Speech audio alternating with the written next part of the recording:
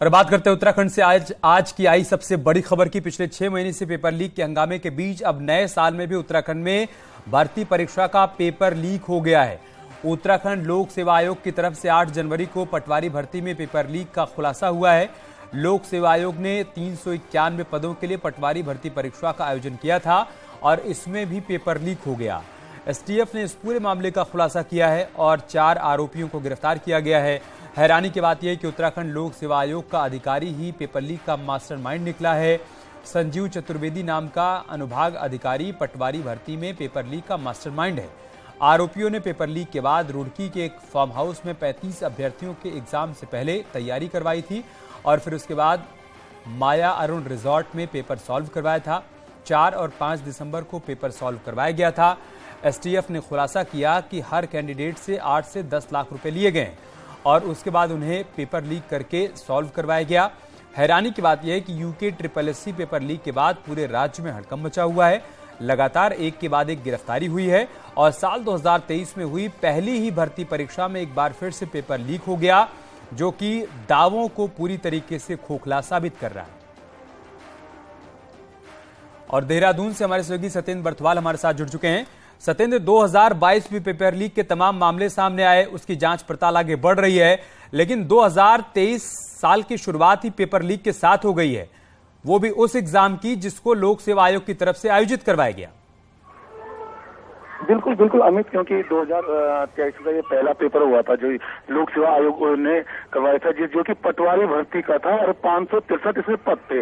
लेकिन मात्र पेपर होने के मात्र 5 दिन बाद ही ये पूरा मामला सामने आया और ये पेपर भी लीक होने की इससे पहले आशंका जताई गई और जिसके बाद एसटीएफ ने जब इसे कार्रवाई की तो ये जानकारी में आई कि जो लोक सेवा आयोग का जो अति गोपन अधिकारी ही इसमें शामिल था और उसी के द्वारा ये पूरा पेपर पहले लीक करवाया गया था।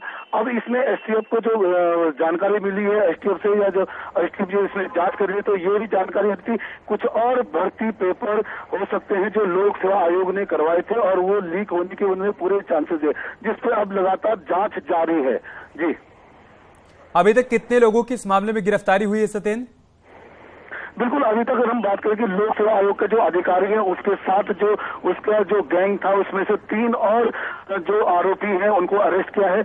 वहीं जो एसटीएफ ने अभी तक जो जानकारी दी है, एसटीएफ का ये कहना है कि इसमें से 35 छात्रों को इन्होंने 4 और 5 तारीख को ये पेपर सॉल्व करवाया था, जिसके बाद ये जो छात्र हैं ये पेपर में बैठे थे। जी, 8 जनवरी को एग्जाम हुआ, दिसंबर महीने में इन लोगों ने पेपर लीक करवा लिया, उसके बाद पेपर सॉल्व हुआ, 8 से 10 लाख रुपए लेने की बात सामने आ रही है।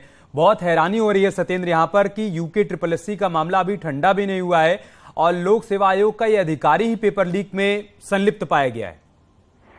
बिल्कुल बिल्कुल, क्योंकि अगर हम बात करें यूके SSC के जो पेपर थे उनको एसटीएफ उनमें जब एसटीएफ ने जांच की थी, करीब 5 से 6 ऐसी भर्तियां सामने आई थी जिसमें पेपर लीक हुआ था, जिसमें करीब 60 के हेरफेर जो आरोपी अरेस्ट भी हुए थे। 200 छात्रों को इसमें चिन्हित किया गया था जिन्होंने पेपर लीक किया था। लेकिन और उसके बाद लगातार दावे होते हुए प्रशासन लगातार दावे करता था कि अब जो भर्तियां होगी उसमें पेपर लीक का कोई मामला नहीं आएगा या किसी भी तरीके से उसमें कोई गड़बड़ी सामने नहीं देखने को मिली। लेकिन ये बड़ा आश्चर्यजनक वाली बात है कि पहला ही पेपर साल 2023 का जो पहला ही जल्दी से बताइए सत्येंद्र, आगे क्या होगा? क्या आप इस भर्ती को भी रद्द किया जाएगा? क्या कहना है आयोग का? बिल्कुल, अभी आयोग से तो बात हो नहीं पाई क्योंकि आयोग से लगातार हमने संपर्क साधने की कोशिश की, लेकिन उन्होंने कोई बातचीत तो नहीं की। लेकिन जिस तरीके से अगर बीते पेपर देखने को मिले जो लीक हुए हैं वो भर्तियां रद्द हुई है, तो लगता है कि ये भर्ती भी रद्द हो सकती है। जी, बहुत शुक्रिया आपका हमारे साथ जुड़ने के लिए और जानकारी हम तक पहुंचाने के लिए।